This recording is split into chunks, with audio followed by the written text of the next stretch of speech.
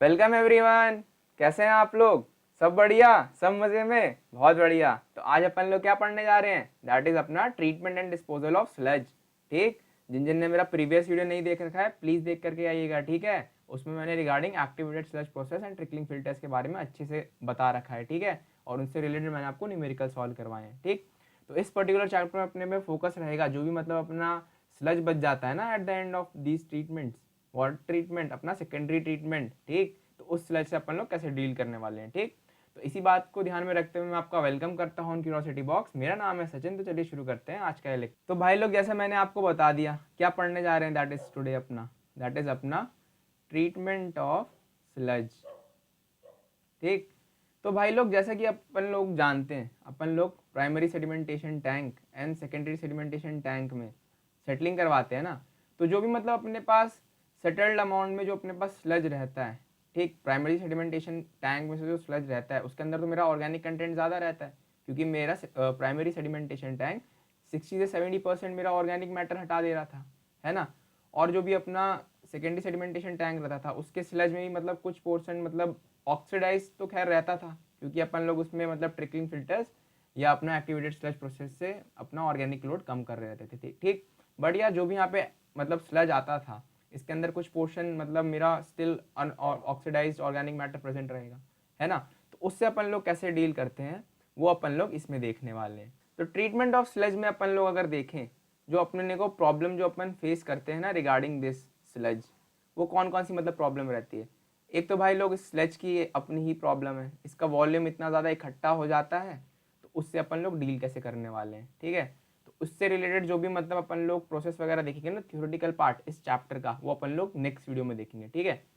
तो प्रॉब्लम में अपना एक तो स्लज का वॉल्यूम आ गया, है ना। दूसरा पार्ट आता है इसमें इसका मॉइस्चर कंटेंट। जो भी मेरा प्राइमरी सेडिमेंटेशन टैंक के अंदर मेरा स्लज बन रहा है उसके अंदर मेरा 4 to 5% मेरा सिर्फ सॉलिड्स रहता है, ठीक। इसके अलावा जो भी रहता है इसके स्लज में दैट इज मेरा मॉइस्चर कंटेंट। 95% मेरा वाटर कंटेंट रह जाता है, ठीक। बट यार जो मेरा सेकेंडरी सेडिमेंटेशन टैंक से मतलब मैं स्लज लेता हूँ ना उसके अंदर मतलब मॉइस्चर कंटेंट का तो मतलब बहुत ज़्यादा अमाउंट रहता है, दैट इज मेरा अराउंड 98% मेरा वाटर कंटेंट उसके अंदर में रहता है, ठीक। 2% मेरा उसके अंदर से सॉलिड्स बचता है, ठीक। क्यों? क्योंकि उसकी एफिशिएंसी इतनी हाई रहती है। पीछे मतलब अपना एरेशन टैंक में सब कुछ मतलब खा लेता है, ट्रिकलिंग फिल्टर में जो भी हो रहा था और एनी लोड को कम कर देता है, ठीक। तो अपने को ये मतलब स्लज से क्या दिक्कत आ रही है? एक तो मतलब इसका वॉल्यूम इतना ज़्यादा हो रहा है। अगर इसका मतलब वॉल्यूम ज़्यादा हो जाएगा तो जो भी मतलब मैं इसके ट्रीटमेंट के लिए जो मैं यूनिट्स बनाऊंगा, ट्रीटमेंट मतलब मेरा जो स्लज डाइजेस्टर्स वगैरह रहते हैं या कोई मतलब मैं गड्ढा खोदूंगा जहाँ पर ले जाकर के मेरे को स्लज डंप करना रहेगा, ठीक। या मतलब और कोई अगर मैं से सेंट्रीफ्यूज में करवा रहा हूँ, मतलब पानी एक्सट्रैक्ट कर निकाल रहे हैं उसमें से और मेरे को बस सूखा स्लज चाहिए, ठीक। तो ट्रीटमेंट के लिए उसका मतलब तो एक तो मतलब इसका साइज बढ़ जाएगा बहुत ज़्यादा। अगर साइज बढ़ेगा तो सीधी बात है मेरा कॉस्ट ऑफ ट्रीटमेंट बढ़ जाएगा। तो अपने पास जो मतलब क्या तरीके हो सकते हैं, आइदर मैं अपना मॉइस्चर कंटेंट रिड्यूस कर दूं, we can reduce our moisture content, या तो मैं अपना स्लज को डाइजेस्ट कर दूं, ठीक। तो एक ब्रीफ दे देता हूँ कि हल्का सा, कि आपको थोड़ा पता रहना चाहिए कि ट्रीटमेंट के कौन कौन से अपने पास प्रोसेस अवेलेबल रहते हैं, ठीक है। एक तो आपके पास सेंट्रीफ्यूज रहता है कि आप इसको सेंट्रीफ्यूज के लिए छोड़ मतलब दे दीजिए। जैसे आप दूध में से मलाई अलग करते हैं ना, जैसे टोन्ड क्रीम वाला मतलब फुल क्रीम दूध आता है, सिमिलर फैशन में स्लज को एक सेंट्रीफ्यूज के अंदर डाल दीजिएगा, बहुत तेज स्पिन करिएगा, तो जितना भी उसका मतलब पानी रहेगा ना सब बाहर निकल जाएगा और अपना जो स्लज रह जाएगा वो अंदर रह जाएगा, ठीक। दूसरा आप इसको स्लज डाइजेशन में भेज सकते हैं, ठीक है, डाइजेस्टर के अंदर।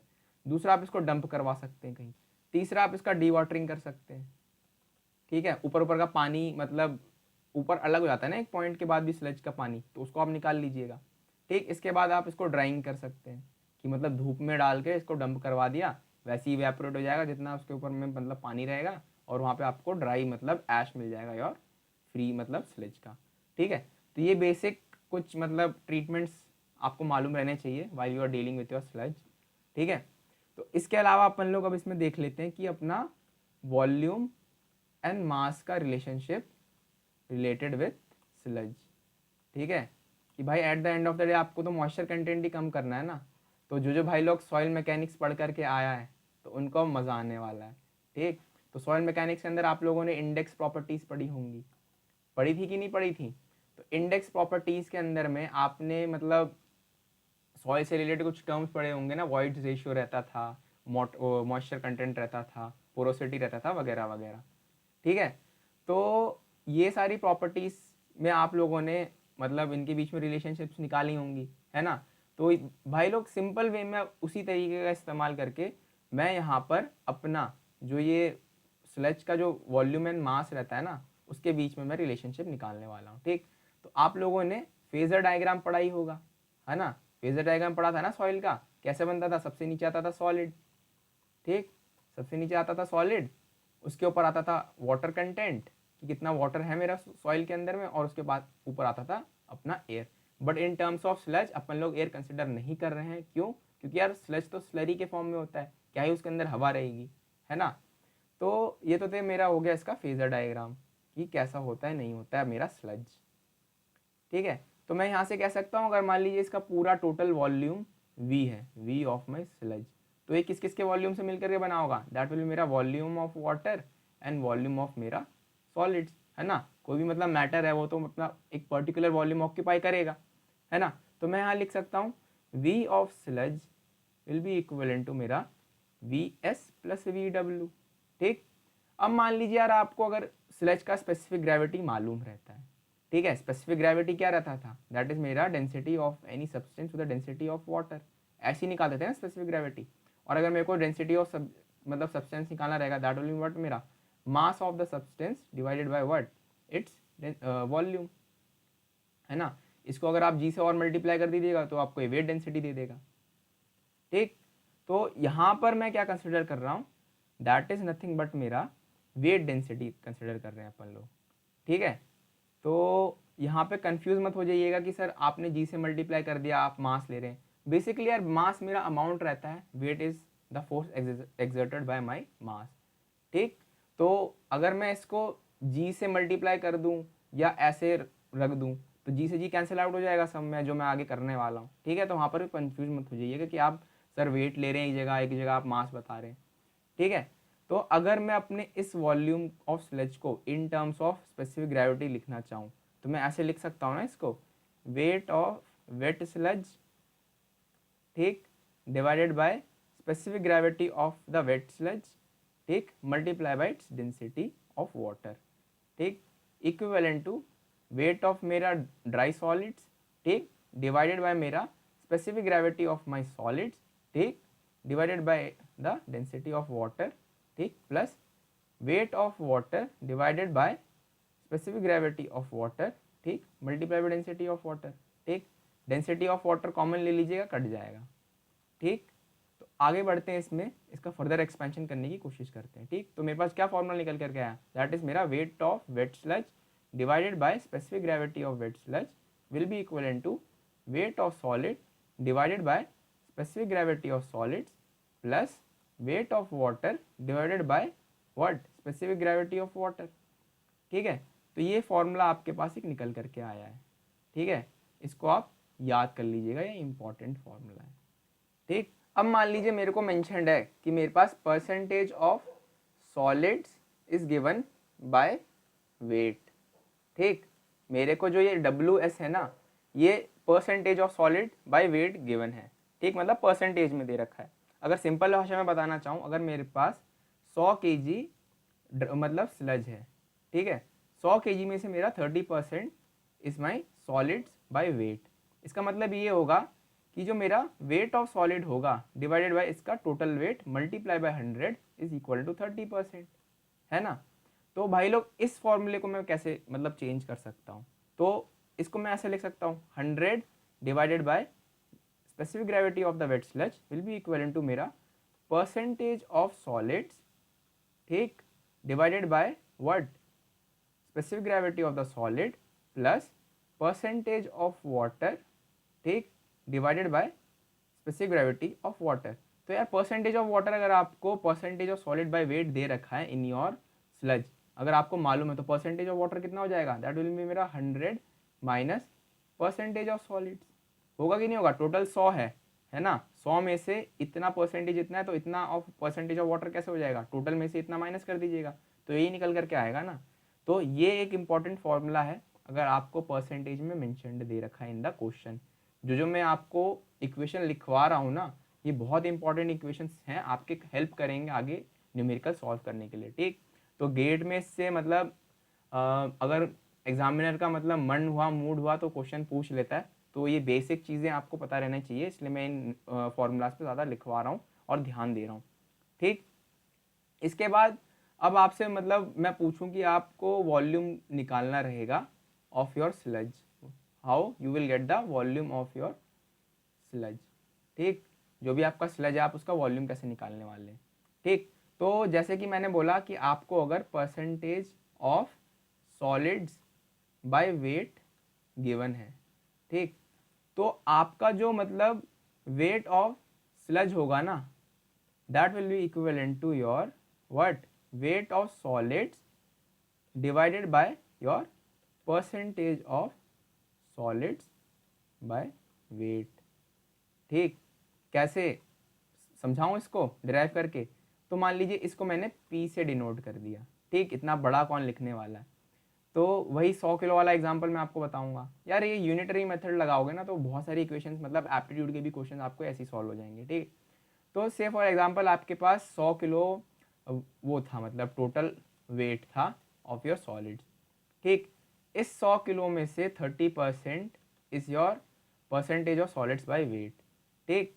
तो 100 किलो का यानी 30 किलो मेरा हो गया वेट ऑफ सॉलिड, 30% हो गया ना इसका सीधा सीधा, ठीक। अगर मैं इसको डिवाइड कर दूंगा percentage of solid by wait, यानी कि 30% था उसका वेट, ठीक है। तो अगर मैं इसको परसेंटेज को फ्रैक्शन फॉर्म में लिखूं, दैट विल मेरा 30/100, है ना। तो 30 kg/100 kg, तो 30 से मेरा 30 गया और ऊपर क्या चले जाएगा 100 kg। तो यही तो मेरा वेट ऑफ स्लज ही हो गया ना। अगर मेरे को वेट ऑफ सॉलिड पता है and percentage of solid by weight given है, देन मेरा वेट ऑफ स्लज मैं यहाँ से ऐसे कैलकुलेट कर लूँगा, ठीक है। तो यूनिटरी मेथड का अप्रोच आपको पता रहना चाहिए कैसे आता है, नहीं आता है। बहुत सारे टीचर लोग आपको फॉर्मूला लिखवा देगा, बट बच्चा लोगों को कन्फ्यूजन यही होता है कि सर ये फॉर्मूले आ कहाँ से रहे हैं, ठीक। यार कुछ कर नहीं रहे, नाक को चाहे आप ऐसे पकड़ो या घुमा करके पकड़ो, तो आपको मतलब क्वेश्चन में घुमाने के लिए ऐसे ये लोग लिख करके देता है, ठीक। तो मैं आपको ये एक एक स्टेप बाय स्टेप बता रहा हूँ, इतनी जल्दी नहीं भाग रहा हूँ इसमें कि कुछ स्किप हो जाए, ठीक। तो जैसे जैसे बता रहा हूँ उसको पकड़ के चलिए, और जो मतलब अंडर बॉक्स वाले फॉर्मूलाज है ना उनको देखते हुए चलिएगा कि कैसे कैसे निकाल रहे हैं, ठीक है। डेरिवेशन करवाते हुए चल रहा हूँ सब कुछ का, ठीक। तो अब अपन लोग वॉल्यूम निकाल लेते हैं अपना वेट स्लज का। कैसे निकालेंगे? दैट विल बी अपना weight of wet sludge divided by specific gravity of our wet sludge multiply density of water, ठीक। that will be equivalent to मेरा what weight of solids, ठीक, in that wet sludge divided by percentage of the solids by weight, p से denote किया था ना पीछे, multiplied by the specific gravity of the sludge solid, ठीक, multiply by density of water, ठीक है। तो ये एक और फॉर्मूला आया है आपके पास, इसको पकड़ के चलिएगा और याद कर लीजिएगा, ठीक है। तो अब मान लीजिए कि आपसे पूछ लिया कि भाई मैं अपना मॉइस्चर कंटेंट MC1 से MC2 में चेंज कर रहा हूँ, ठीक है। तो मेरा वॉल्यूम पे क्या फ़र्क पड़ेगा, मतलब मेरा V1 से V2 होगा, क्या होगा, नहीं होगा, ठीक है। तो अब अपन लोग वो देखने वाले हैं, ठीक। तो ये देख सकते हैं अपन लोग यहाँ से, अगर मेरा वेट ऑफ सॉलिड तो मेरा हमेशा फिक्स ही रहेगा, है ना। वो अलग बात है कि पानी के बॉयंसी इफेक्ट को अपन लोग यहाँ पे कंसिडर नहीं कर रहे हैं, ठीक।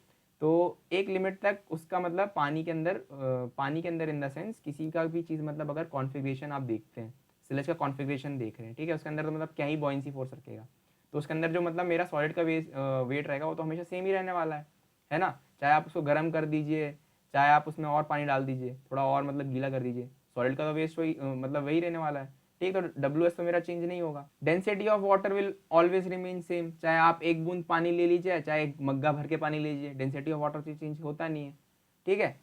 तो भाई लोग अगर मैं मॉइस्चर कंटेंट चेंज कर रहा हूँ ना तो मेरा G भी मतलब चेंज होता है फॉर द स्लज, ठीक है, इट चेंजेस, बट वो चेंज बहुत माइनर रहता है, ठीक है। तो यहाँ पर अपन लोग एज्यूम कर रहे हैं कि अपना specific gravity of our sludge also remains change, we assume GWS will not change, ठीक। बट चेंज करता है, बहुत बहुत कम करता है, ठीक है, ना के बराबर करता है। तो अब अपन लोग यहाँ से रिलेशन निकाल सकते हैं कि मेरा v will be directly v will be मेरा inversely proportional to what, percentage of solids, है ना। अब अगर मैं अपना इस पर्टिकुलर चीज़ में मॉइस्चर कंटेंट को इंडल्ज करना चाहूँ तो वो कैसे कर सकता हूँ, दैट विल बी मेरा v इन्वर्सली प्रोपोर्शनल टू मेरा 100 माइनस मॉइस्चर कंटेंट, है ना। अगर मैं पूरा मतलब 100 में से पानी का परसेंटेज निकाल दूंगा तो मेरे पास तो सॉलिड का ही परसेंटेज बच जाएगा ना। तो v जो मेरा वॉल्यूम रहेगा दैट विल बी मेरा inversely proportional to my this, ठीक। तो इससे एक रिलेशन निकल करके आएगा दैट इज मेरा equal to 100 minus W2 upon 100 minus W1, ठीक है। तो इनिशियली मेरा वॉल्यूम इतना था और एट दिस वाटर कंटेंट, और जब मैंने अपना वाटर कंटेंट एट W2 करा तो मेरा वॉल्यूम इतना हो गया, ठीक है। तो इसको अपन लोग ऐसे लिखते हैं V1 bracket 100 minus W1 equivalent to V2 multiply by 100 minus W2, ठीक। ये इंपॉर्टेंट फॉर्मूला है, इसको लिख लीजिए, ठीक है।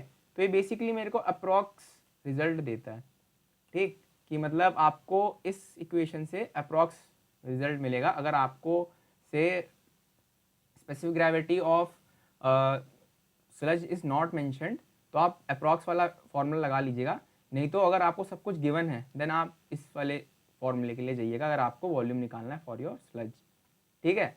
तो अपन लोग इससे रिलेटेड न्यूमेरिकल सॉल्व कर लेते हैं ताकि आपको थोड़ा क्लियर हो जाए कि कैसे अपन लोग इन फॉर्मूलाज का इस्तेमाल करना है। तो गेट में ऐसा टाइप का क्वेश्चन पूछा जाता है, वही क्वेश्चन मैंने आपको मतलब दिया है करने के लिए। जो भाई लोग को कॉन्फिडेंस है वो खुद से ट्राई कर सकते हैं, आगे बढ़ सकते हैं, बट मैं तो भाई कछुए की तरह करवाऊंगा बिल्कुल आराम से, ठीक है। जो लेट मतलब जो धीरे सीखते हैं बच्चा लोग उनको मतलब दिक्कत ना हो इसलिए मैं कर रहा हूँ, ठीक। तो बोल क्या रहे हैं यहाँ पे, the sludge from the aeration tank of an activated sludge process has solid content by weight is 2%, यानी मेरे को पी का वैल्यू सीधा सीधा 2% दे दिया, ठीक है, कि सॉलिड कंटेंट इतना है इन द एरेशन टैंक, ठीक। The sludge is put in a sludge thickener where the sludge volume is reduce to half, यानी भैया डालने से पहले अगर मान लीजिए v था तो आफ्टर मतलब थिकनिंग वो हो गया मेरा v/2, यानी v1 मेरा v था और v2 हो गया मेरा v/2, ठीक। Assume that the amount of solids in the supernatant from the thickener is negligible, ठीक है भैया, कुछ बाहर नहीं जा रहा है, सब मतलब स्लज खींच ले रहा है, ठीक। इसके बाद क्या कह रहा है, the specific gravity of sludge solids is इतना, ठीक, यानी GS इतना मेरा 2.2, ठीक है। स्लज नहीं दे रखा है, स्लज के सॉलिड्स का दे रखा है, ठीक है, कंफ्यूज मत होइएगा। उसके बाद वही density of water is nothing but मेरा 1000 kg/m³, ठीक है।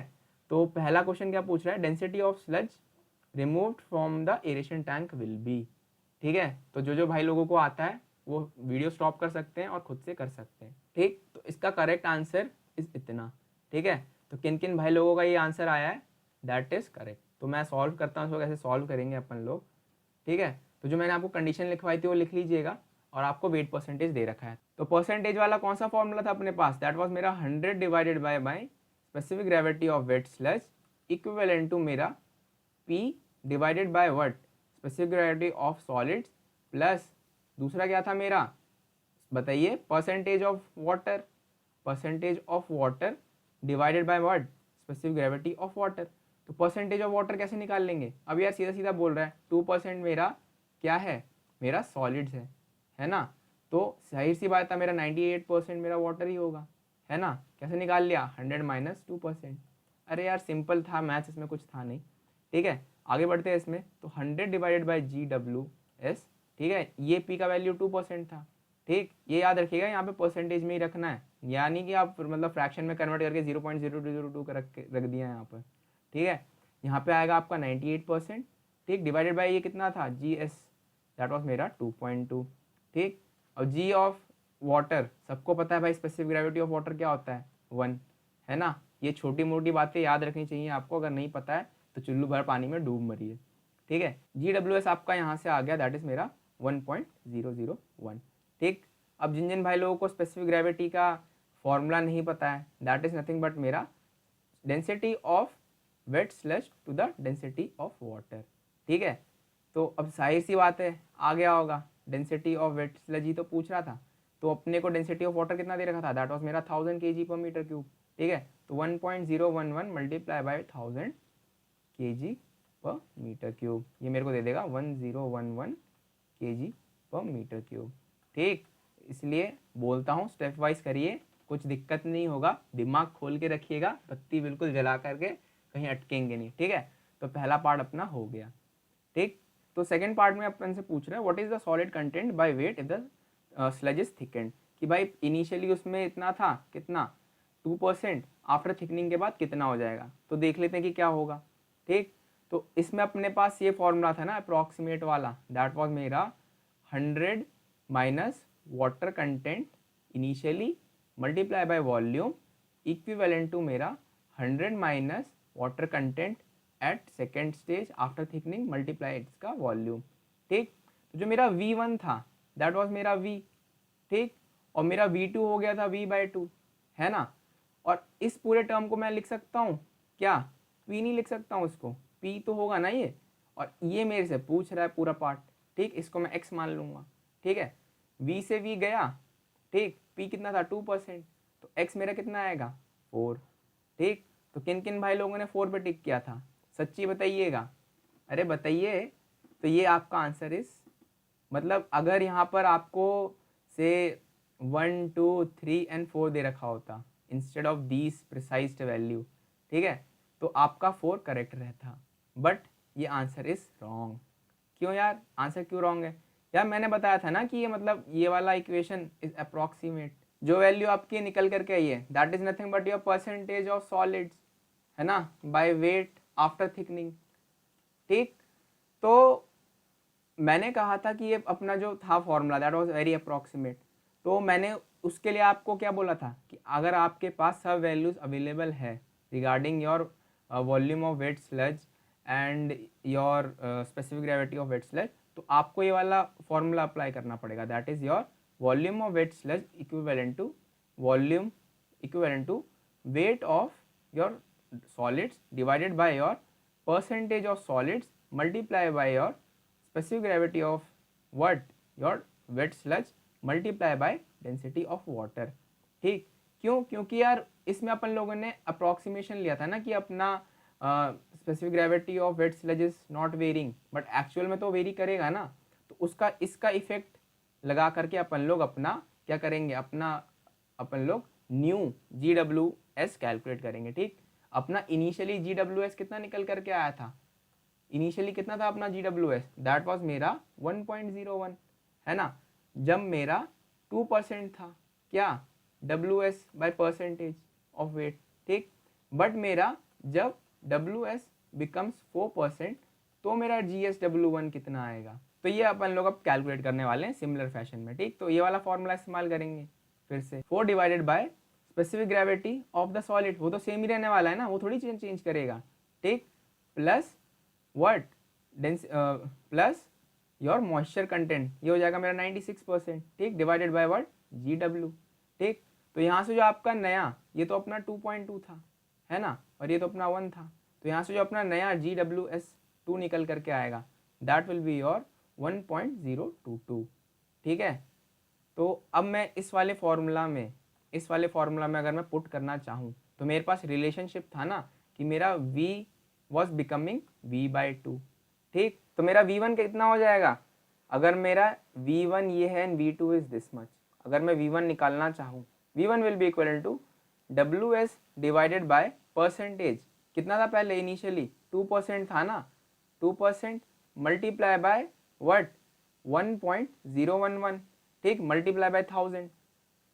ठीक, एंड V2 कितना था मेरा V/2, है ना, तो V1/2 इज माई V2, होगा कि नहीं होगा, तो अगर मैं इसको 2 से डिवाइड कर दूं ये मेरा V2 के इक्विवेलेंट हो जाएगा, तो WS तो मेरा चेंज हो नहीं रहा है।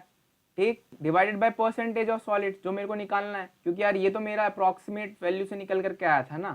ठीक है, तो उसके वजह से मेरा क्या इफेक्ट पड़ा था ऑन माई स्पेसिफिक ग्रेविटी, वो अपन लोग यहाँ पर कैलकुलेट कर चुके हैं ऑलरेडी, दैट वाज मेरा 1.022। ठीक, मल्टीप्लाई बाय 1.022 इंटू में 1000। ठीक है, तो WS से WS क्या, ठीक, अपना 1000 से 1000 निपटा, तो यहाँ से जो अपना परसेंटेज निकल करके आएगा of the new sludge solid, ये निकल करके आएगा अपना 3.96%। ठीक है, तो सीधा सीधा 4 मत लीजिएगा, ये रॉन्ग हो जाएगा। ठीक, तो आपका सही आंसर इज 3.96। ठीक है, तो इतना ही था रिगार्डिंग दिस वीडियो। अपना मतलब वॉल्यूम से रिलेटेड जो भी द रिलेशनशिप निकल करके आ रहा था with the mass of the given solid. Next video में अपन लोग इसका थ्योरेटिकल पोर्शन देखने वाले हैं, ठीक है, कि कैसे पूरा स्लजाइजेशन हो रहा है, स्लजाइजेशन टैंक के अंदर में कैसे उसका वॉल्यूम जस्टिफाई कर सकते हैं वगैरह वगैरह अपन लोग नेक्स्ट वीडियो में देखने वाले हैं, ठीक है। तो जितना भी मैंने फॉर्मूला आपको बताया in this video, please go through करिए कैसे डिराइव हो रहा है नहीं हो रहा है, ठीक है। थोड़ा प्रैक्टिस करिए इससे रिलेटेड न्यूमेरिकल्स मैं आपको प्रोवाइड करवाऊंगा, डेली प्रैक्टिस क्वेश्चंस, उनको आप प्रैक्टिस कर लीजिएगा, ठीक है। तो आपको गेट एंड ईएसी में अगर इससे रिलेटेड क्वेश्चंस आते हैं तो आप उसमें नहीं फंसेंगे, ठीक। तो इतना ही था इस वीडियो के लिए। Keep practice.